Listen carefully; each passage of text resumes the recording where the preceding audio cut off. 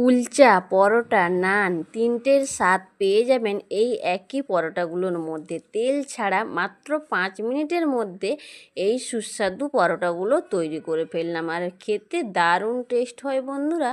অবশ্যই আপনারা একবার এইভাবে করে দেখবেন। মাত্র 5 মিনিটের মধ্যে ঝটপট আপনারা তেল ছাড়া এই পরোটাগুলো তৈরি করে নিতে পারবেন। পরোটাগুলো সব ভেজে নিয়ে চলে এসেছি। দেখুন থালার মধ্যেও সাজিয়ে নিয়েছি। এবার দেখুন কতটা সফট হয়েছে পরোটাগুলো। এই দেখুন একেবারে মুঠো হয়ে যাচ্ছে।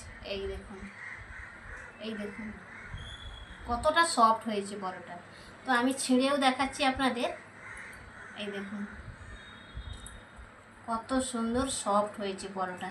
তো এবার খেয়েও বলছি আপনাদের। এখানে টমেটো কেচাপ নিয়েছি, টমেটো কেচাপ দিয়ে খেয়ে বলছি যে কেমন হয়েছে।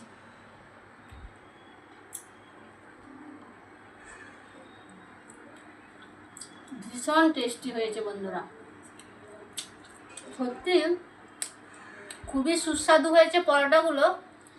আপনারা নান, পরোটা আর কুলচা সব কিছুর স্বাদ এই পরোটার মধ্যেই পেয়ে যাবেন এবং মাত্র 5 মিনিটের মধ্যে ঝটপট তৈরি করে নিতে পারবেন। বানাতে কিন্তু বেশি সময় লাগে না, আর খুবই সুস্বাদু হয়েছে। অবশ্যই আপনারা একবার হলেও বাড়িতে ট্রাই করে দেখবেন। আজকের এই পরোটার রেসিপি আপনাদের কেমন লাগলো অবশ্যই সেটা কমেন্ট বক্সে কমেন্ট করে জানাবেন। কমেন্ট করে কিন্তু জানাতে ভুলবেন না বন্ধুরা। কমেন্ট অবশ্যই করে জানাবেন আমাকে।